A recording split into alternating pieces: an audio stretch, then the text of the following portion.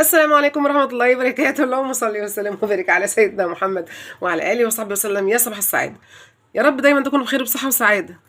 هنعمل النهاردة كوبيبة اللي كل الدقهلوية مشهورين بيها جدا، وخاصة مدينة متغمر. الكوبيبة ديت يعني بتوع الدقهلية والمنصورة مشهورين بيها جدا. طيب يا لولو، في سؤال، هي الكوبيبة هي كفتة الرز؟ ايوه، هي الكوبيبة هي كفتة الرز. ما تيجي نشوف المقادير مع بعض ونشوف ازاي هنعملها ان شاء الله مع بعض، ونرجع نكتب المقادير مع بعض كده، لان كان في اسئله كتيره جدا عن الكوبيبه. واحده كانت بعتلي سؤال على الماسنجر، برضو هرد عليكي في قلب الفيديو باذن الله. معايا 3 ربط شبت على كزبره، لو في بقدونس تمام، بس انا ما لقيتش بقدونس، فكل ده كزبره وشبت بس. تمام. كيلو الا ربع من الرز المطحون. يعني ايه لولو مطحون؟ غسلته نشفته خالص من الميه في كبه الخلاط، وبدات اطحنه. شفت حضرتك عامل ازاي؟ يعني داخل في ان هو يبقى زي الدقيق. حضرتك في ناس كتير بتشتري دقيق الرز جاهز وتقدر تعملي بيه. ينفع تعملي بيه، ينفع اعمل بيه، ينفع تعملي بيه، بس انا ما رضيتش طبعا اشتريه. انا بحب ان انا اوفر لحضراتكم ونعمل حاجات من البيت. ده كيلو الا ربع من الرز. معايا نص كيلو من اللحمه المفرومه، وعليها حته دينه كانت عندي في الفريزر وفرمتها في الكبه بقى، عشان تديكي طبعا ايه يعني طراوه كده للكوبابه، تبقى طعمها حلو، لان اللحمه اصلا مش فيها نسبه دهن كتير، عشان كده فرمت حته الدينه دي معاها. يبقى معايا نص كيلو لحمه مفرومه، حته من الدهن. ما عنديش حته دهن يا لولو ما تعمليش، المفروم بس يكفي خلاص. نص كيلو مفروم، تقدري حضرتك تضاعفي الكميه زي ما انت عايزه. نص كيلو مفروم، عليه كيلو الا ربع من الرز المطحون، عليه كزبره وشبت. حطيت عليه كمان قرن فلفل احمر، قرن فلفل اخضر، تقدري حضرتك تتحكمي لو عايزاه حراق او عادي. معايا حبيتين من البصل مقطعاهم عشان هضربهم في الكبه. معايا معلقه ثوم مفرومه كبيره، توابل فراخ، كزبره ناشفه، كمون، ملح وفلفل اسود. هضرب هفرم الكزبره مع الفلفل والبصل والثوم والتوابل كل ده في الكبه، ونرجع نشوف هنعمل ايه مع بعض. خليكي معايا. شايفين كده حبايبي، انا ضربت كل الخضره والبصل، الثوم، التوابل، الفلفل الاحمر، الفلفل الاخضر، كله في الخلاط. ناس تقول لي ما عنديش كبه، عشان كده عملت لحضراتكم في الخلاط. طب ضربناها ازاي؟ حطيت ربع كوبايه ميه وبدات احط حبه بحبه لغايه ما اتضربت معايا واحده واحده، وبالراحه على الخلاط بتاعك عشان ما يبصش. طيب ايه الفرق بقى بين الكبه والخلاط؟ تعالي كده معايا. انا اول ما عملت في الكبه، انا عايزه اوريكم بس تقطيعه الكبه. يعني يمكن مش كل الكبات كده، بس الكبه بتاعتي بتقطعها خشن شويه، وانا مش عايزاها خشن، انا عايزاها ناعمه، فعشان كده عملتها في الخلاط. وكمان علشان الناس اللي ما عندهاش كبه تقدر تعملي براحتك. تمام. هنزل بقى بالكزبره وكل الحاجات الحلوه ده اهي هنا. مش عايزه اقول لكم على الريحه يا جماعه، طلع تحفه. الكزبره والشبت بقى والبصل والثوم يا سلام يا سلام. هقلب اللحمه. يعني الخليط ده كله فيه ميه يا لولو؟ في ميه اهو عادي، لان احنا كده كده كنا هنزود ميه علشان نعجن الرز مع اللحمه. شويه ميه عشان نعجنها، فكده كده عادي. شويه الميه اللي انا ضفتهم في الخلاط هو اللي هقلب فيهم ان شاء الله الرز. هبدا انزل بكميه الرز بتاعتي واسمي الله. بسم الله الرحمن الرحيم. اهو اعجن. انا سايبه شويه طبعا في ايدي، هحطهم برضو اهو.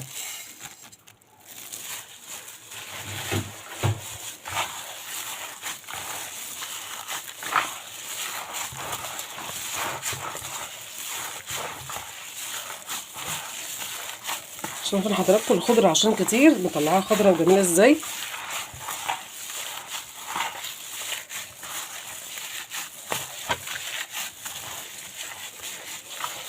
زي ما شايفين حضراتكم، انا هقعد كده ايه اعجن فيها لغايه ما تديني عرق. طب انا مش عايزه اعجن واتعب نفسي، هحطها اخدها وش في الكب، وهدوق طبعا الملح هشوفه واظبط الملح، واحط لها كمان شويه من البيكنج باودر عشان تعمل ايه، تبقى هشه كده معايا كويس. اهو شويه من البيكنج باودر اهو، معلقه.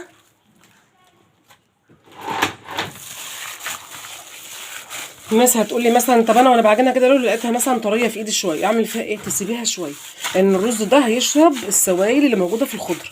اهو هاخدها وش في الكبه وارجع لكم، او هقعد اعجن فيها لغايه ما اعمل لها هري زي ما انتم شايفين حضراتكم كده. هي هتتعبني شويه بس مش مشكله. حابه حضرتك تضيفي كمان شويه رز ضيفي، بس انا عارفه ان المعيار كده ان شاء الله مظبوط. يا حبايبي خلصت الكوبابه معايا زي ما انتم شايفين حضراتكم.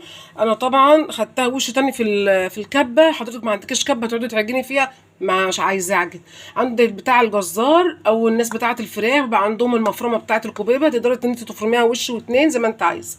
تمام كده. انا هسيبها بقى على رف التلاجة، ما ينفعش ايه نشتغل فيها على طول الا لما تمسك نفسها. العجينه عجينه طريه زي ما انتم شايفين حضراتكم اهي، عجينه طريه اهي.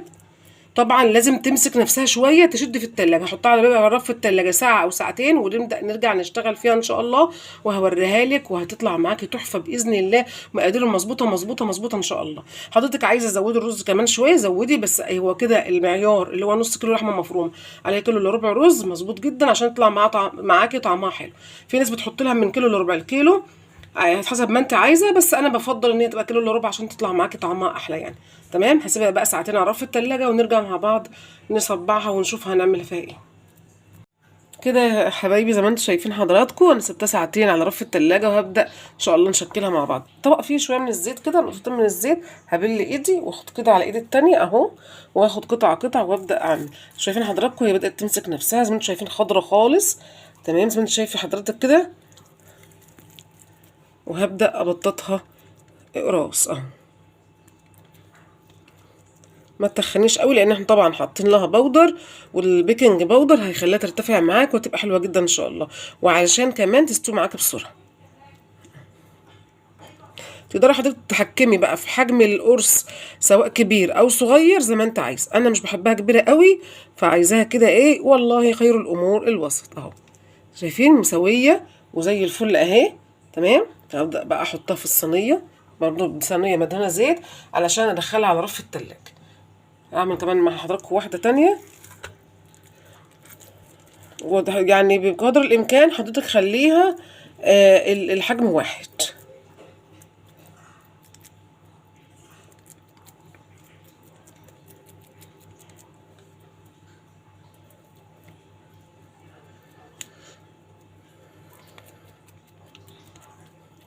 حته طالعه يا جماعه، مش عايزه اقول لكم الريحه تحفه بجد بجد.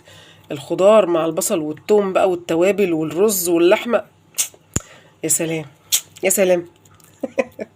تحفه. هكمل بقى كل المعيار زي ما انتم شايفين حضراتكم كده وارجع لك تاني.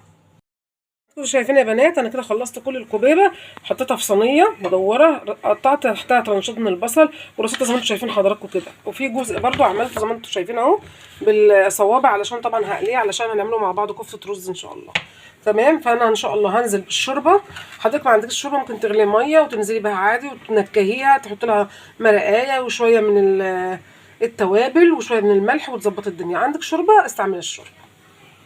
كده يا حبيبي نزلت بالشوربه، هعلق عليها ونرجع نشوف ان شاء الله الكوبابه مع بعض.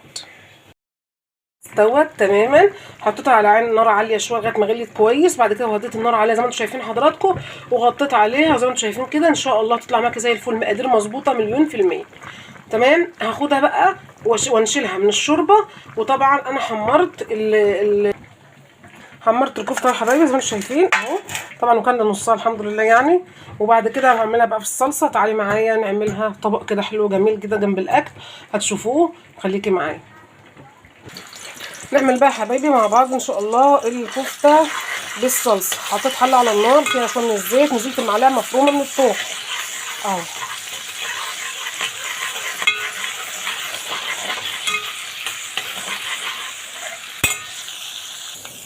كده الثوم يا حبايبي معايا اصفرت، هنزل بعصير طماطم متسبكه اهو، شويه من الفلفل الاسود، هنزل بقطع من البطاطس. هتبقى حلوه قوي يا جماعه، جربوها ان شاء الله وهتدعوا لي والله من قلوبكم. هعمل كفته بالبطاطس بس تحفه، جربوها ان شاء الله هتعجبكم جدا. زودتها كده حبايبي شويه من الشوربه لان طبعا الطماطم معايا متسبكه. وبعد كده هنزل بالكفته اهو، سيبها بقى تستوي وارجع لحضراتكم تاني ان شاء الله.